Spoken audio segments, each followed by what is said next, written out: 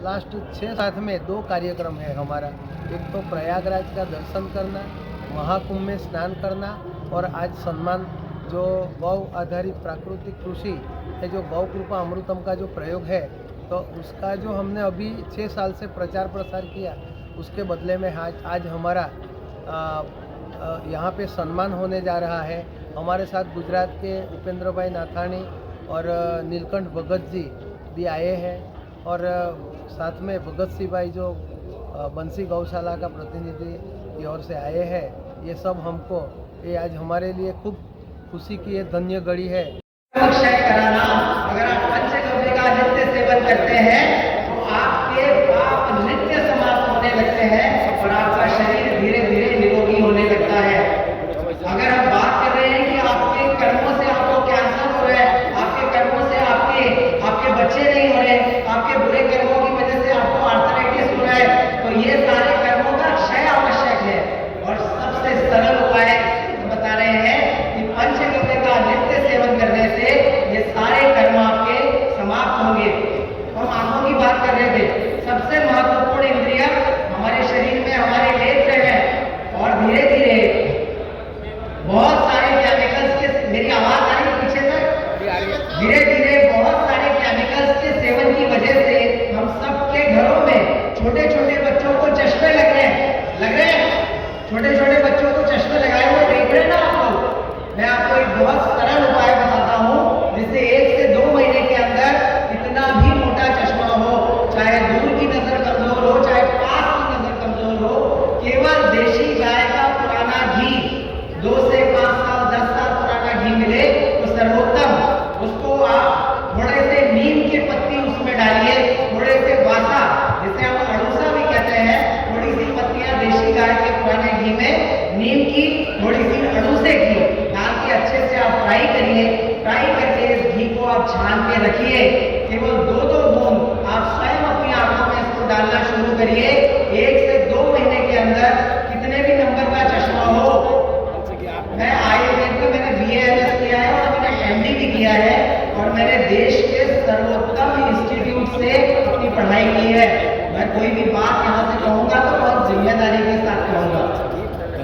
इस देशी गाय के पुराने घी का घृत पाक करके नीम की पत्ती और अड़ूसे के साथ इस घी को पका करके अगर हम आंखों में लगाते हैं तो इससे निश्चित तौर पर आपका चश्मा उतरता है। ऐसे करीब 5000 लोगों के चश्मे हमने अभी तक अपने क्लिनिक पे उतारे हैं और उन 5000 लोगों में से सबसे पहला मरीज मैं खुद हूँ। मैंने खुद अपना चश्मा इसी देशी गाय के प्रयोग से उतारा है, तो ये बिल्कुल पक्की बात है। अब हम बात करते हैं हार्ट के ब्लॉकेज की। हमारे देश में सबसे बड़ी समस्या है, थोड़ा सा सीने में दर्द हुआ और हम जाके किसी बड़े हॉस्पिटल में आपको दिखाते हैं तो डॉक्टर कहते हैं कि अब तो आपको 90% ब्लॉकेज है, 70% ब्लॉकेज है, 99% ब्लॉकेज भी हो सकता है। ऐसी कंडीशन में हम सब ने एक बहुत ही सरल दवा का नाम सुना है, जिसका नाम है अर्जुन। लेकिन हम बहुत सारा अर्जुन का चूर्ण खाने के बाद, बहुत सारा अर्जुन का काढ़ा पीने के बाद भी अपने हार्ट के ब्लॉकेज को ठीक नहीं कर पाते। इसका कारण क्या है? इसका कारण है उसमें सबसे महत्वपूर्ण चाबी नहीं लगाई जाती है। आप पूरे ताले को पकड़ के उसमें सिर पटक रहे हैं लेकिन चाबी नहीं लगा रहे। अगर आपको अपने हार्ट के सारे ब्लॉकेज ठीक कर रहे हैं, अगर वाकई आपको अर्जुन की ताकत देखनी है, अर्जुन कोई सामान्य औषधि नहीं है, भगवान श्री कृष्ण का सबसे इंपॉर्टेंट वॉरियर है अर्जुन। और इसी तरह से आयुर्वेद की सबसे महत्वपूर्ण औषधि अर्जुन है।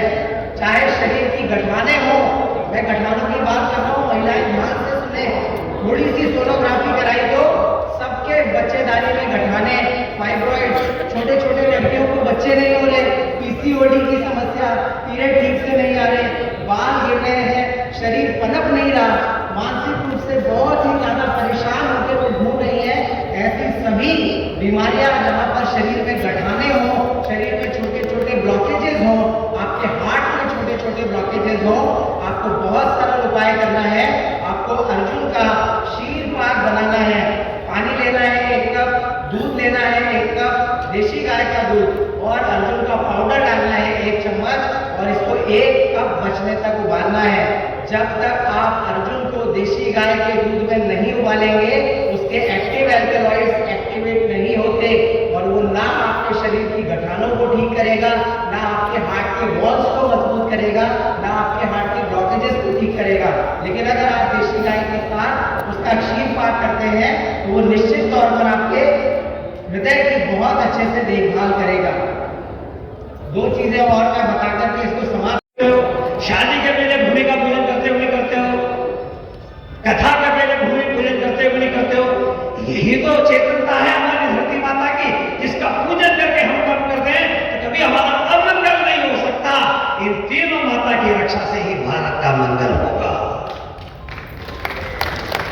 परंतु आज इन तीनों माताओं का जन्म देने वाली माता वृद्धाश्रम में जा रही है और धरती माता विधर्मियों के कब्जे में जा रही है।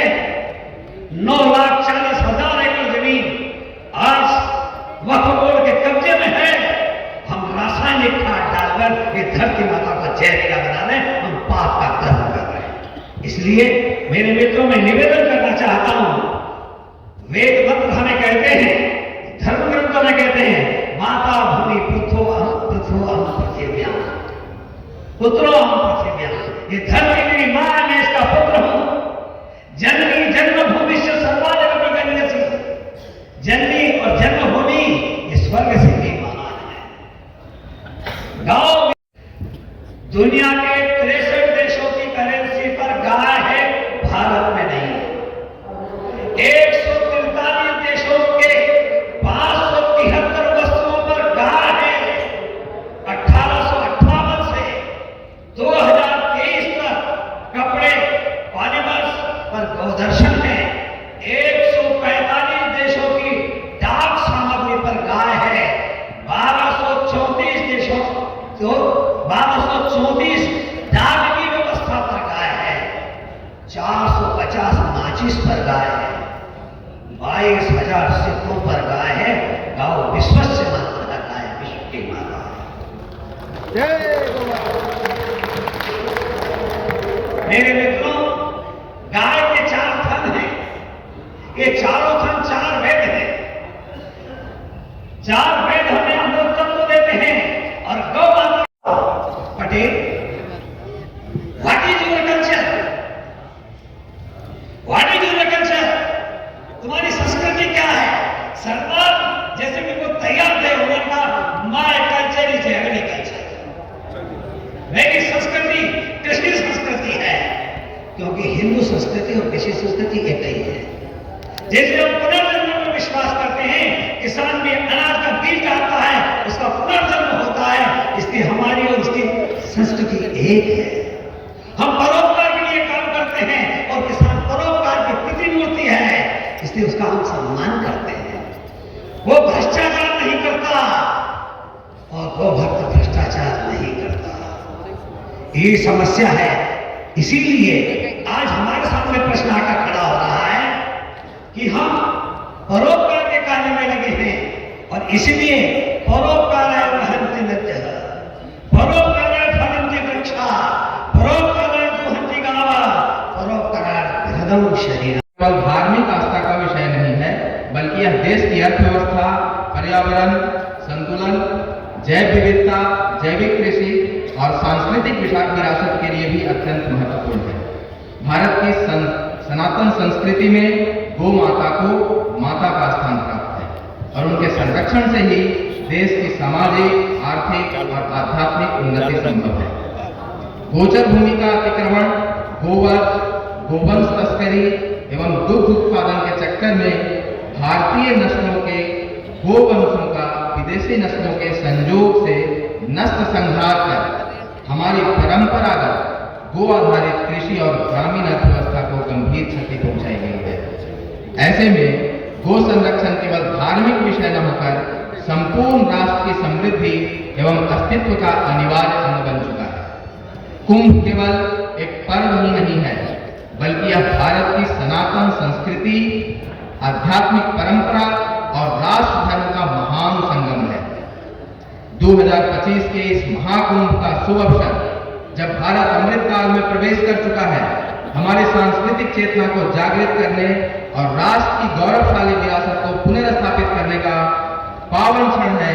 यह पुण्य काल जिसमें कि लिए गए संकल्प निश्चित रूप से सिद्ध होते हैं, हमें गो संरक्षण एवं राष्ट्र रक्षा के लिए ठोस कदम उठाने की प्रेरणा देता है। तट पर विश्व हिंदू परिषद गो रक्षा विभाग भारतीय गोवंश संरक्षण एवं संवर्धन परिषद के तत्वावधान में आयोजित अखिल भारतीय गौभक्त अधिवेशन में हम सभी गौभक्त, संत समाज, महापुरुष, कृषक वर्ग, गोरक्षक एवं गौपालक एकजुट होकर गो संरक्षण, संवर्धन एवं गौचर भूमि की रक्षा एवं संवर्धन को प्राथमिकता दी जाए और निम्नलिखित महत्वपूर्ण बिंदुओं को तत्काल प्रभाव से लागू किया जाए। एक, भारतीय राष्ट्रीय सांस्कृतिक गाय को भारतीय नस्ल के गायों के संरक्षण संवर्धन हेतु गौ संवर्धन मंत्रालय की स्थापना की जाए और इसका सख्ती से पालन कराया जाए। गोचर भूमि को अतिक्रमण मुक्त कर गोचर प्राधिकरण का गठन किया जाए तथा गौशालाओं एवं गोचर भूमि के विकास के लिए सरकारी योजनाओं के अंतर्गत आर्थिक सहायता उपलब्ध कराई जाए। देश भर में हो रही अवैध गोवंश की तस्करी को रोकने के लिए इसे गैर जमानती अपराध घोषित किया जाए, करते हुए कठोर दंड का प्रावधान किया जाए तथा गोवंशों की तस्करी एवं अवैध वध से संबंधित अपराधों के निवारण के लिए प्रत्येक थाने में विशेष पुलिस पदाधिकारी की प्रतिनियुक्ति की जाए। कब्र खानों के स्थान पर गो अभयारण्य स्थापित किए जाए। मांस निर्यात नीति में संशोधन करते हुए भारत से मांस निर्यात पर पूर्ण रूप से प्रतिबंधित किया जाए। जेलों में गौशालाएं खोलकर इससे सकारात्मक क्रांति को सफल बनाया जाए, जिससे कैदियों का श्रम गो सेवा में लगे और उन्हें सुधार का अवसर मिले।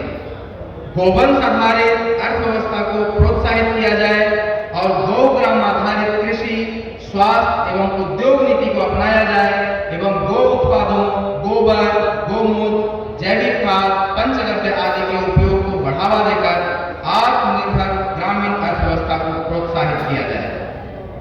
गोवंश संरक्षण एवं संवर्धन को विद्यालय एवं महाविद्यालय के पाठ्यक्रम में शामिल किया जाए और वैज्ञानिक दृष्टिकोण से इसका महत्व बढ़ाया जाए तथा गोवंश से संबंधित वैज्ञानिक अनुसंधान को बढ़ावा दिया जाए, जिससे जैविक कृषि, औषधि निर्माण और पर्यावरण संतुलन में गौवंश का योगदान सुनिश्चित किया जा सके।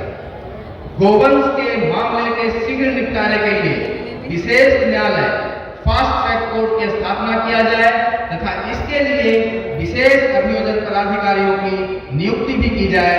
उपरोक्त प्रस्ताव भारतीय संस्कृति, पर्यावरण और आर्थिक संरचना में गौवंश की महत्ता को पुनः स्थापित करने के लिए एक ठोस कदम है।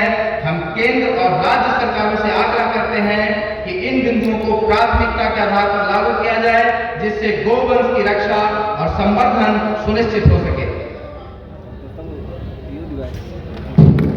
जो गोरक्षा का ये प्रस्ताव मंच से अपने बिल प्रमुख निमित्या शशांक शेखर जी ने प्रस्तुत किया है, मैं राम बहादुर सिंह विश्व हिंदू परिषद के विश्व गोरक्षा संवर्धन परिषद का केंद्रीय मंत्री प्रस्ताव का समर्थन करता हूँ।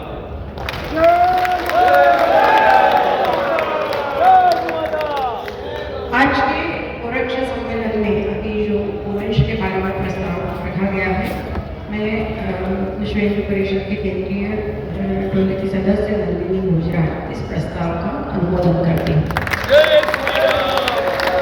अब हम इस प्रस्ताव को पूरे ऊर्जा के साथ ओम ध्वनि से उच्चारण करके पारित करते हैं।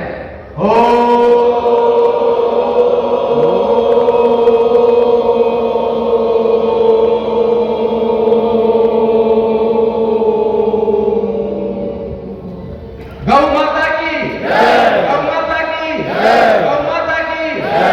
गाय की रक्षा कौन करेगा? हम करेंगे, हम करेंगे।